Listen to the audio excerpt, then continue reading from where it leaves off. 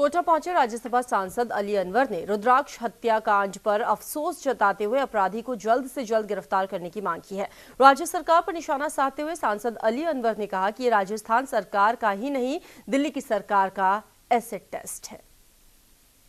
तो सरकार से इतना ही कहना चाहेंगे कि अगर जो अपराधी है जिसने ये हत्या की है, अपहरण किया है, फिरौती के लिए किया हो या जिस चीज़ के लिए किया हो, उसको फौरन गिरफ्तार करना चाहिए, चाहे उसका पॉलिटिकल पैरवी जितनी बड़ी क्यों न हो। ये एसिड टेस्ट है या और ये सिर्फ राजस्थान की सरकार का नहीं, दिल्ली की सरकार का भी एसिड टेस्ट है। अगर वो ये कहते हैं कि हम स्वच्छता अभियान चला रहे हैं, तो पॉलिटिकल पार्टियों को, सरकारों को जो उनके अंदर क्रिमिनल छिपे हुए हैं, उनका भी सफाई का अभियान चलाना चाहिए, उनको गिरफ्तार करना।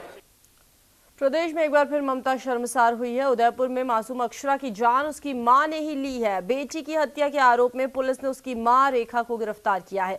आरोपी मां रेखा ने अपनी 2 साल की बेटी अक्षरा की हत्या महज इसलिए कर डाली क्योंकि उसके पहले से ही 2 लड़कियां थी और तीसरी लड़की होने से वो काफी परेशान थी। गौरतलब है कि 17 अक्टूबर को प्रतापनगर थाना इलाके के सकरौंदा गांव में अक्षरा का शव कुएं में मिला था। तभी से पुलिस उसके हत्यारे की सरगर्मी से तलाश में जुटी हुई थी।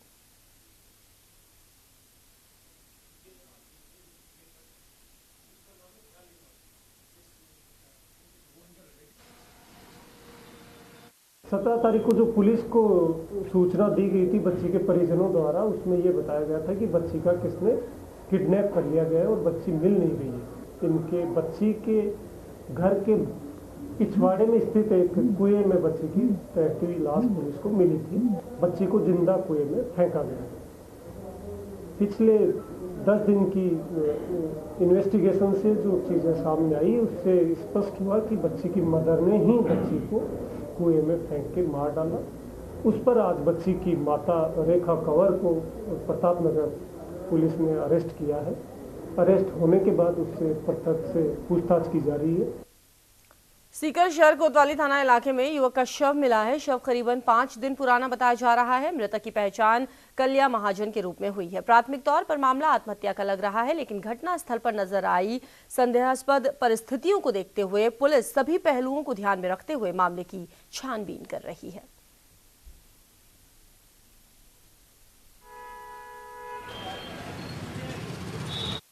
एक सुनी हवेली है जिस तोदी परिवार की, उसके अंदर करीब 3-4 दिन पुराना शव उसके अंदर लटका हुआ मिला तार के ऊपर पेड़, और इसकी इतला उच्च अधिकारियों को दी गई। तुरंत मैं मौके पे पहुंचा। मौके पे पहुंच के सारे शव को उतारा जाकर और फोटोग्राफी करा कर उतारा गया और मॉर्चरी रूम में रखवाया गया। अभी उसका पंचनामा करा के पोस्टमार्टम मेडिकल बोर्ड द्वारा कराया गया है और इसमें दोनों ही पहलुओं पर जाँच की जाएगी।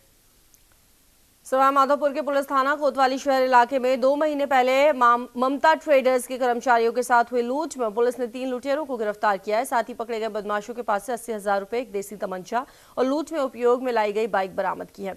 पुलिस अधीक्षक ने बताया कि 2 महीने पहले कुशालीपुरा दर्रा के भौमिया की टेकरी के नजदीक 6 बदमाशों ने हरीश ट्रेडर्स के कर्मचारियों के साथ यहां पर इस घटना को अंजाम दिया था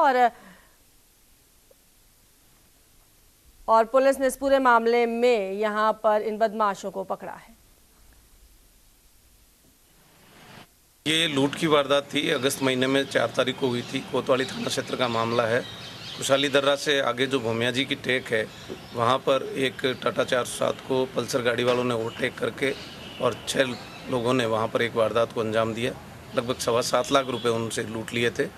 अभी इस वारदात को जरिए मुखबिर इतला मिलने पर ट्रेस किए जाने के लिए कोतवाली टीम ने भरसक प्रयास किए और उसमें सफलता मिली है। इसमें 3 मुलजिम, जिसमें शाहिद उर्फ साजिद और दूसरा सोनू कंजर और तीसरा छोटू, इनको गिरफ्तार करने में सफलता मिली है। इनसे 80,000 रुपये करीब लूट की वारदात के बरामद भी किए जा चुके हैं। वारदात में काम लिया हुआ कट्टा तथा साथ में काम ली हुई मोटरसाइकिल भी बरामद करने में सफलता मिली है। राजस्थान वैसे तो अपनी तपती गर्मी के लिए पूरे विश्व में मशहूर है, लेकिन आजकल जयपुर के लोग बर्फबारी का मजा उठा रहे हैं। वो कैसे, ये बता रहे हैं हमारे संवाददाता लकी जगवानी।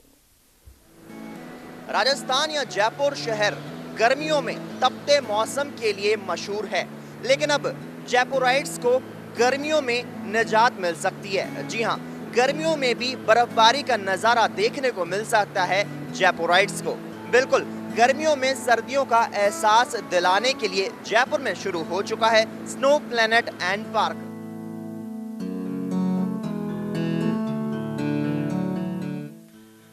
अब आप समझ ही गए होंगे कि जयपुर में आप कैसे बर्फबारी का मजा ले सकते हैं।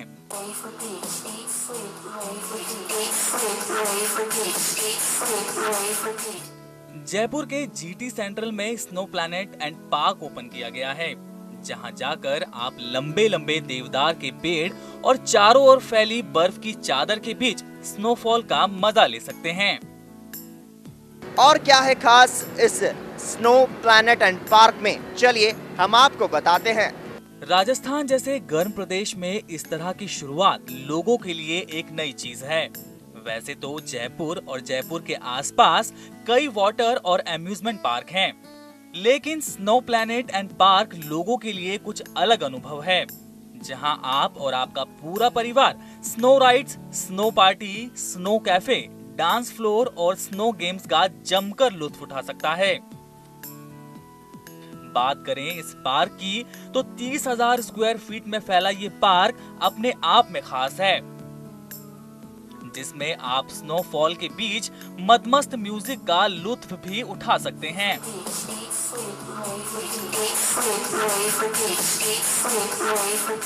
बात करें बच्चों की तो स्नो पार्क को लेकर बच्चों में खासा उत्साह देखने को मिल रहा है।